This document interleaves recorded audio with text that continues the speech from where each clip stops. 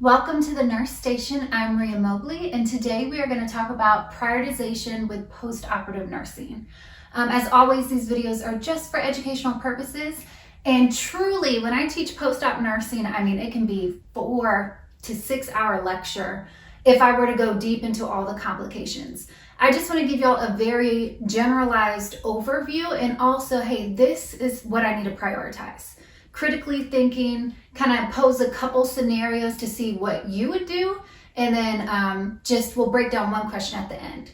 So first off, of course, post-operative nursing is the period after surgery, and you can take care of post-op clients on a variety of floors, from med-surg all the way to critical care, and it's important to know what type of surgery and also what type of anesthesia, because for instance, with GI surgery and abdominal surgery, wouldn't their peristalsis or their motility be dramatically decreased after surgery? Yes, anesthesia typically does that anyway, but it could take quite a while for their bowel sounds to get back to normal. So it's important to know what type of surgery, because that can show you, is this a manifestation of that type of surgery or a complication? And also what type of anesthesia, for instance, general versus local, because if they have general anesthesia, they will have a breathing tube during surgery. So if they complain of a sore throat afterwards, isn't that a manifestation of general anesthesia or having a breathing tube in their throat? So it kind of helps you prioritize and think about, hey, this type of surgery, this type of anesthesia, is it a manifestation or typical to occur with those surgeries and that type of anesthesia, or is it a complication? Now, another big thing I want you to understand. I've noticed in my years of teaching experience, I teach this content quite a lot, give a lot of tests on post-op nursing.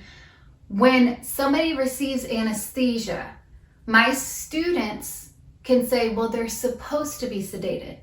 Their speech is supposed to be slurred. Their respiratory rate is supposed to be decreased. Yes, I agree in terms of anesthesia is a depressant. So wouldn't things slow down, right? Wouldn't, the whole purpose is to put them in a state of oblivion if it's general anesthesia, so they don't know what's going on during surgery. But you cannot do nothing as a nurse if it is gone outside of normal parameters. Let me give you an example. We know with general anesthesia, our respiratory rate will decrease, right? However, you still have a normal respiratory rate of 12 to 20 breaths per minute. If you walk into a patient's room who just came back from surgery and they have a respiratory rate of 7, please don't say that is a manifestation of anesthesia. That's a complication. We have to act if it goes outside of normal ranges. Yes, understand anesthesia does depress, but once it depresses or sedates or takes something out of a range that is normal, you still have to act as a nurse. So really think about, yes, they've got anesthesia, but if their O2 sat drops below 90%, I need to act. If their heart rate is in the 40s, I need to act. If their blood pressure systolically is in the 70s, I need to do something about it. Don't think that that is normal just because they got anesthesia. Okay, so that's a big tidbit because I've seen it happen quite a bit on tests. My students say, Miss Mobley, they have anesthesia. This is what will happen. No. Yes, anesthesia sedates, it depresses, but anytime we go out of normal ranges, you still have to act as a nurse. I'm going to get off my tangent because I always tell my students about that a lot and get back to the lecture. So I have listed here the order in which I prioritize, and it's never going to change. Please, if you have not already done so, watch my Maslow's video. I will assess according to airway, breathing, circulation. And for my D, I always say decreased level of consciousness, but in general, think neurological status, right? Also with anesthesia here, I tied in temperature because they're a high risk for hypothermia. Then I get down to incision, skins, tube strains, IVs, urine output, GI, diet, and then pain. That is how I prioritize my post-operative clients. So let's go a little bit more in detail in terms of what we need to assess when I speak about all these things. Airway is number 1. If your question says a nurse received a post-op appendectomy client to the floor, what is priority to assess or what is first to assess, and you have no assessment data, airway. is always going to be number one. We have to assess for the patency of our client's airways. So think about it. After surgery, especially general anesthesia, could something be obstructing the airway like secretions? What about the tongue falling to the back of the throat? We need to ensure our client has a patent airway. If you have any concern about the patency of the airway, you need to do something about it. For instance, if the tongue fell to the back of the throat and they're not getting oxygen in efficiently, you can do a jaw thrust maneuver and reposition that airway to make it patent, to get oxygen going into the body. So airway assessment is number one. Then I go to breathing. So we assess so many things for breathing. Respiratory rate, right? Normal respiratory rate, 12 to 20 breaths per minute. Chest rise and fall, or chest expansion, chest symmetry. Because I want to see, an equal inspiration and expiration. I want to see lack of accessory muscle use. I know that's not up here. I want their O2 sat ideally to be 95% and above, but we will make sure that they are getting enough oxygen in them. And if their O2 sat falls below 90%, we are giving them oxygen. It's important to note, are they on oxygen as well? So lung sounds are important. They get a lot of fluids during surgery. We need to make sure that there's no adventitious lung sounds, such as crackles, which can mean excess fluid. What about wheezes, which can mean narrowing or obstruction or inflammation of our airways? So look for those adventitious lung sounds as well. Circulation, when we get a post-operative client, of course you always think heart rate, blood pressure, but we want to know their heart rhythm. Are they in normal sinus rhythm? We need to be assessing more than just the heart here. You need to think about perfusion to the rest of the body. So for instance, a big post-operative complication could be hemorrhage. Well, what's going to happen if you're hemorrhaging? Isn't your body going to shunt all the oxygenated blood to your vital organs? So think heart, lung, brains, right? I don't care about perfusing my skin if I'm in trouble. So when you think about it, skin falls into a circulatory assessment. Is it cool? Is it clammy? What about their pulses? When I palpate their radial pulses or the pulses throughout their body, is it thready? What is the rating of the pulse? Sensation, right? If I have a lack of blood flow, won't that affect my sensation or ability to feel things?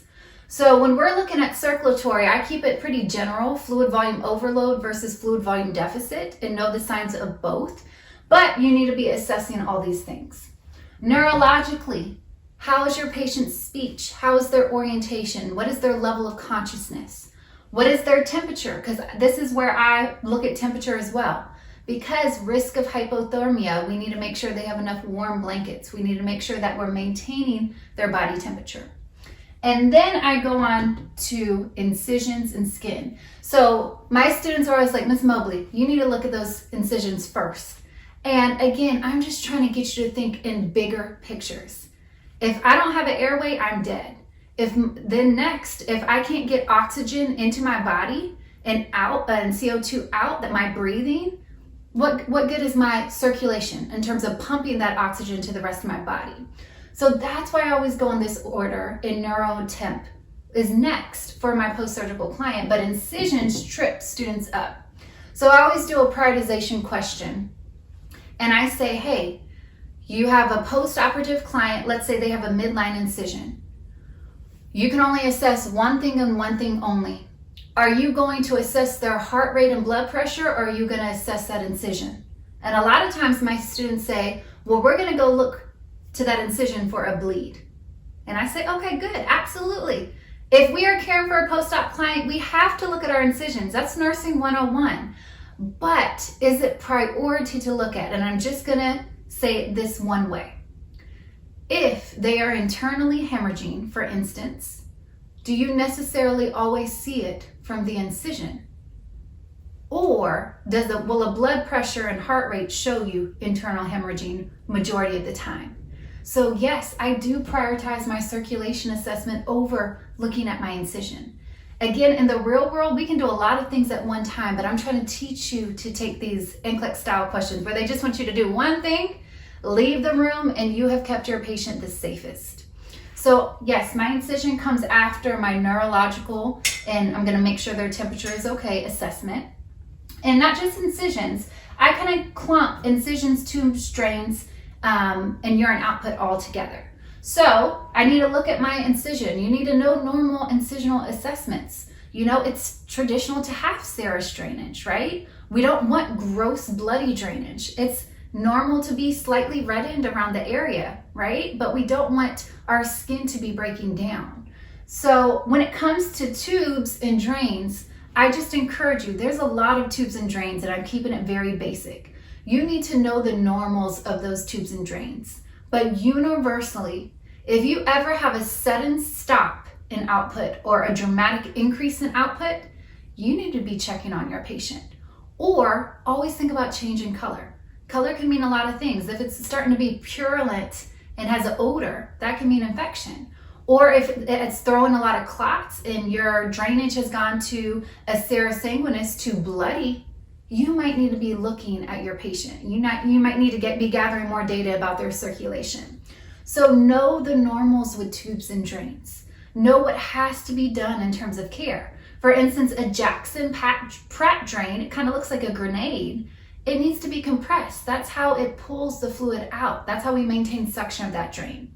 So drains could be a whole nother lecture. I just encourage you to know what's normal for drains and also pay close attention to patency, meaning I need to be making sure that it's doing its job, and any sudden stops of output, which can mean the drain is obstructed, to any dramatic increases in output, which means there could be a complication with my patient. Now, let's talk about IVs. You always want to assess for patency of IVs. Traditionally, when it comes to diet, which we'll get to next after surgery, we have to progressively advance. So a lot of times they're still on IV fluids to make sure they maintain hydration. But always assess the patencies of your IVs, and you need to be looking at their urine output. We know anesthesia depresses a lot of things, but anesthesia can also lead to urinary retention. So we need to make sure that our client gets a minimum of 30 mLs per hour. If they do not have 30 mLs per hour, that is a right here, right now problem, and you need to do something about it. So if you have a Foley catheter inserted, you can assess hourly output. Or they might give you a due to void time. I know I have abbreviations. I kind of ran out of room, so I'll make sure to explain what all the abbreviations mean. But due to void. So traditionally, if a client does not have a Foley catheter placed post-operatively, they need to void within 6 to 8 hours of surgery. And you just have to go based upon your physician orders or what is the standard for that type of surgery. So, for instance, let's say my surgical end time was noon and I have a due to void at 6 p.m. at 1800, and I go into the room and they did urinate, and I got 50 mLs of urine. That's what they urinated in that 6 hours. Have you maintained an output of 30 mLs per hour? Absolutely not. So you need to start following your protocols. There's a lot of things we can do. We can assess the bladder with a bladder scanner to see if they are retaining. We might have to do an in and out catheter if it requires it, but we need to do something. These clients need a minimum of 30 mLs per hour, and think about that. That's one little medicine cup. So we should be urinating one little medicine cup per hour, okay? Now, let's move on to GI and diet. If they have received, especially general anesthesia, it is traditional for their peristalsis, their motility, to be slowed down. So when we're doing an abdominal assessment, yes, it can be absolutely a manifestation to have hypoactive bowel sounds post-operatively. What we need to look for is those complications. We do not like firm, distended abdomens. That is not normal. That could be a complication. There's, for instance, something called post-operative paralytic ileus. That is a complication that can occur in post-op clients. So look for those problems. Again, firm, distended abdomens. We need to start gathering more data to figure out, is it a problem? It is traditional for clients to actually get nauseous and potentially have vomiting after surgery related to the anesthesia, but make sure you're assessing that nausea to give antiemetics as needed. And when it comes to vomiting, that could be a risk of airway problem. If I have a sedated patient that vomits, the first thing you need to be doing is thinking about positioning. In general, if we have an unresponsive or sedated patient, it is best, as long as it's not contraindicated with the type of surgery, to be in a sideline position. So if they vomit, the vomit goes out of their mouth as opposed to the back of their airway or the back of the throat into the airway. Make sure you have suctioning as needed for your sedated clients to maintain the patency of that airway, especially if they are prone to vomiting and they're still sedated. Now, in terms of diet, you need to pay attention to your patient's diet. And also, you know what I should have put over here, truly up here with airway, is gag reflex. That's something you need to consider with your post-op clients as well. And I'll give you an example. I used to work endoscopy and we performed bronchoscopies on patients. So we would completely numb everything up here. I mean, they would get numbing agents to try to prevent them gagging on scopes or anything that we put down them. Now let's think about that. If a gag reflex hasn't returned post-operatively and we introduce something like fluids or food, couldn't they choke? So make sure you know their diet. Make sure you know if, for instance, we had to numb the area that would influence the gag reflex, how many hours afterwards that is okay to eat, and also assess that gag reflex to make sure it's back before eating or drinking. And make sure that they are encouraged with their diet to start slow and progress. Because going back to that GI assessment, we know that it can be, peristalsis motility is decreased, but we want to take it slowly and make sure that the bowel sounds are progressing post-operatively. Make sure that eventually they're passing gas again. That's why walking is so important. We're going to talk about that in a second. But GI assessment, education on diet, watching for nausea and vomiting would be my next. And then pain. Just because a patient has received anesthesia does not mean they will not have pain post-operatively. You need to educate them on the pain medicine available to them. You need to know what is an appropriate level of pain for them, and you need to medicate as needed. And of course, anytime we're giving pain medication, your pain reassessment is important, not only to verify that their pain has subsided, but to make sure they are safe after taking, for instance, a narcotic. Right? We need to still go in and assess that their respiratory rate is fine, that they're not overly sedated. So this is kind of my this is my priority of which I assess my post-operative clients. And you can, again, go into so much detail as to exactly what to assess, but I do want you to know it starts with airway, breathing, and circulation. That does not change. Then you need to be thinking about neurologically, how's my patient doing, along with their temperature. And then you can get into everything else specifically related to surgery itself, such as incisions, making sure they maintain a urinary output of 30 mLs per hour, medicating them for pain.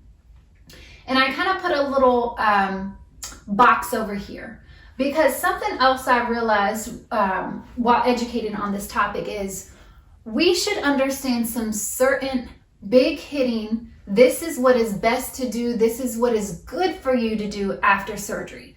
And before I get into this, please understand there is always specific types of surgeries that one of these interventions might be contraindicated. So you need to know that. I'll give you an example. This right here, IS stands for incentive spirometer. Not every patient can utilize an incentive spirometer after surgery, especially if you start thinking about your head and neck surgeries. Or administering heparin and enoxaparin to prevent DVTs, deep vein thrombosis. What if they had thrombocytopenia? What if they were anemic or had some contraindication after surgery or before surgery that would not allow them to receive an anticoagulant? Remember, when I talk about these are general good things to do. You always have your exceptions to those categories though, so be mindful of them.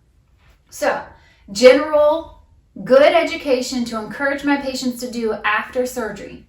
Cough, deep breathe, incentive spirometer use, and splinting while coughing if they have an abdominal incision. So let's think about that. After receiving general anesthesia, again, depressed. They might be too tired to cough. Secretions can pool. It is just good respiratory health to cough, deep breathe, use your incentive spirometer 10 times every hour while awake, And then if you have an abdominal incision, you still need a cough, you just splint or push something like a pillow against the incision to help alleviate pain with coughing. All good things. Early ambulation. This is another thing I realized my students didn't quite understand. People thought, oh, they just had surgery, they have to be maintained on bed rest. That is absolutely not true. Yes, there is some contraindications to this. I'll give you an example. A cardiac catheterization. So we can cath people using the radial artery, we can use the femoral artery, but afterwards, because it's an artery and we're very concerned about risk of bleed from that site, they have to be maintained on bed rest. And for instance, if we're using the femoral artery, their limb has to be maintained straight. Like it needs to be straight, not bending or twisting at that insertion site. So yes, they would be on bed rest. But generally, we are getting patients up out of bed that night. We're walking them as quickly as possible. That is what is best for them. Early ambulation leads to improved respiratory health, leads to decreased risk of DVTs, deep vein thrombosis. Just is very good for your post-op client to move, okay? So yes, it is absolutely encouraged to get them out of bed, early ambulation, even just get them to the chair as long as it's not contraindicated based on the type of surgery, but universally good to do for a post-op patient. So let's talk about TEDs, SCDs, heparin, or enoxaparin. So if y'all are in clinicals, and especially if you're on a post-operative floor, I don't know if y'all notice, you'll probably give heparin and enoxaparin quite frequently. That's actually a skill students get very comfortable doing because a lot of patients are on this medication. So TEDs and SCD is to help recirculate the blood from the lower extremities back to the heart, right? We don't want it pooling in our lower extremities for the potential for blood clots to form. Heparin and enoxaparin at the doses, this is a preventative dose, is again to try to prevent deep vein thrombosis or DVTs or blood clots from occurring in the body related to lack of activity, related to lack of mobilization, and the blood just starts to pool. So these are all kind of preventative measures to prevent blood clots in the body and are used universally with our post-op clients. Again, can there be contraindications? Absolutely. You got somebody, again, who has thrombocytopenia, we're not going to give them anticoagulants, right? So always pay attention to the type of surgery, any kind of assessment data your NCLEX style question gives you, but universally as a whole, we do it for majority of our post-op clients. Now, positioning. Positioning is very important to think about and is related to prioritization. You should always position a patient so their airway is patent. You should always position a client so they're breathing most effectively. You should, for instance, pay attention. I'll give you that example again of the cardiac cath. That limb might need to be placed in a still position. It might, you cannot, in terms of positioning, move or bend at a certain site. So pay attention to positioning specifically related to your surgery, but universally you want to position them in a way that their airway maintains patency. For instance, if they're still sedated, sideline position, if they, just in case they were to vomit, or once they're moving around, they're talking, they're starting to get less sedated, wouldn't you want the head of the bed more so elevated for breathing? So always think about positioning. Progression of diet and increased fluids. We will traditionally start with, for instance, a post-operative abdominal surgery client. They might be NPO coming out of surgery. They might start on clear liquids and advance as tolerated. But traditionally, we're starting slow and progressing. Of course, all the while making sure to assess for nausea and vomiting, making sure to feel their abdomen and make sure it's not getting firm or looking for distension. We want them to notify us as soon as they pass gas. But just make sure that they understand their diet, make sure they understand to report signs of complications such as excessive vomiting, and that they need to maintain fluids, whether you're encouraging sips of water dependent on their diet, or they're still NPO with IV fluids running. And of course, to report pain, nausea, vomiting, and urinary retention. So sometimes patients can say, I just feel like I can't pee. There's a lot of things that we can do to try to help assist that. You know, we can toilet them more frequently. We can run water if the sound helps them. You know, there's interventions we can do that are non-invasive to try to promote that urination. And of course, medicating for pain and nausea as necessary.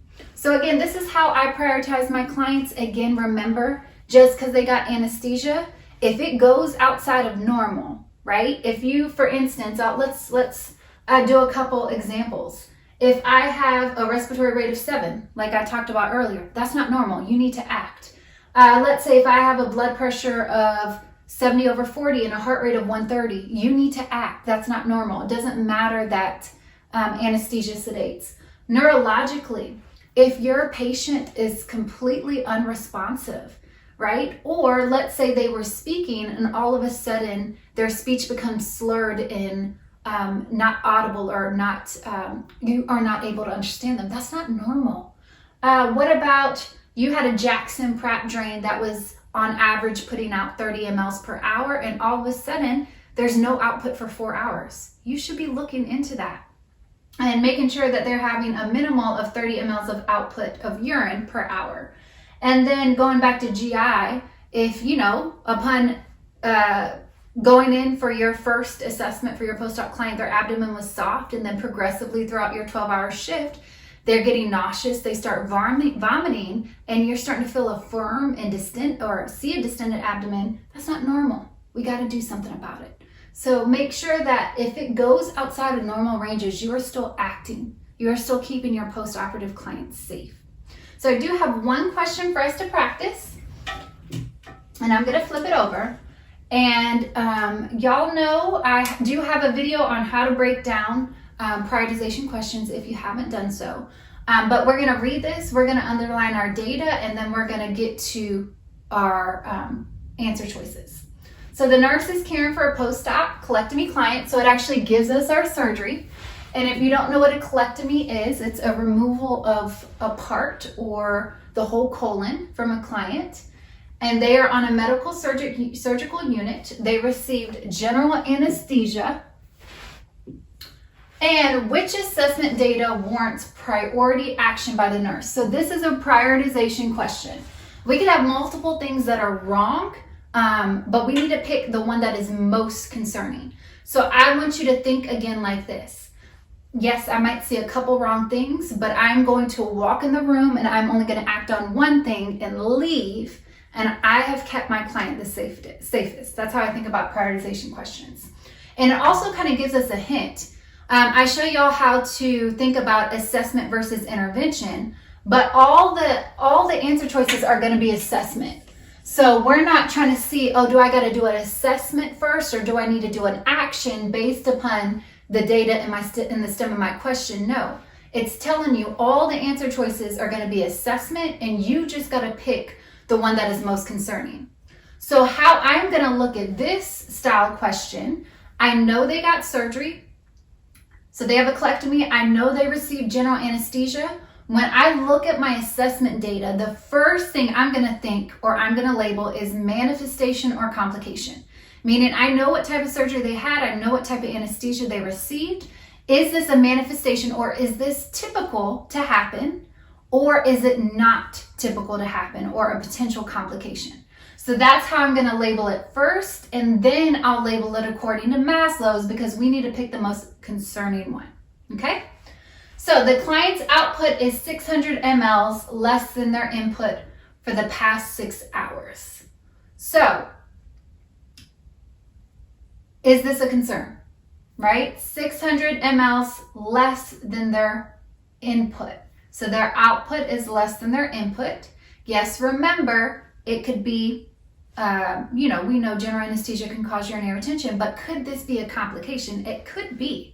So we still need to look into it. So I'm going to say we need to look into it. Or how about this? Maybe let me make it easier for you. I want to say, is this expected or unexpected? Okay? So I'm going to say this is not expected, meaning it's unexpected. So I'm going to have to get more data to figure out if it's actually a problem. Okay? The client has hypoactive bowel sounds in all 4 quadrants. That's absolutely expected. I'm not concerned about that at all. The client is agitated and restless, voicing complaint that should have been of not being able to eat. Of not being able to eat. So, y'all, if I don't eat, I get hangry, right? But we have to make sure that there's not a single problem. The concerning words to me right here is a change in behavior. Yes, it absolutely, if they're like me and get angry when I don't get to eat, it might be related to not being able to eat. But can you prove that? And is it expected for somebody to be agitated and restless after surgery? It is not. So I'm going to put unexpected for this answer choice. The client's nasogastric tube has 120 mLs of greenish yellow output for the past 6 hours. This is when you need to know your drains. Is it normal for an NG tube, so a tube that goes into your nose all the way into your stomach, is it normal for it to have greenish yellow output at that rate? And it absolutely is. Think about it. The whole point of an NG tube is to decompress your stomach, your bowel, right? To make sure that we allow for abdominal rest or whatever you might need to have it in for. But we're pulling out bile, for instance. So this is absolutely normal. No concerns about that. I would put expected. And I'm going to get rid of my expected findings because I want to focus in on my unexpected findings. And now I'm going to label them according to Maslow's. So the client's output is 600 mLs less than their input for the past 6 hours. So this is a risk of not getting 30 mLs per hour. That's pretty much what you're most concerned about. That's a risk up. Again, we can't prove it, but couldn't we gather more data? Couldn't we go in the room and gather more data? Now let's look at this one. The client is agitated and restless. What is the most concerning thing when you think about restlessness or when you think about a change in behavior? For me, this potentially is a risk of airway or breathing. This client could be hypoxic. This client, and really we could get rid of airway, they're talking. I would actually focus on risk of breathing related to their voicing. So they are speaking, their airway should be patent, but they could be hypoxic. Restlessness could be potential hemorrhage. There's a lot of things that this could be, but I'm going to label it highest according to Maslow's. So then if we're going to think about risk of decreased urinary output versus risk of breathing or hypoxia, this is the one I'm going to go for. And then my students always ask, well, what are you going to do? Give them food and they'll be fine. No. Before I give them food, I'm going to make sure to put a pulse ox on them. I'm going to make sure that their O2 sat is fine. There's a lot of things you can do to verify or kind of get rid of these concerning signs as a nurse. Because one of the biggest things you'll learn when you get to the bedside, you'll have everything you need to know. You will keep somebody safe. And then I used to precept new nurses all the time. And then your preceptor will help get you comfortable with the care of clients. But it's those slight changes. It's the little things that if we had picked up on earlier can really change the outcome of our patients that we need to pay attention to. So I hope this helped. I'm so excited to be able to post videos for y'all again. And as always, if this helped you, please help somebody else. Take care.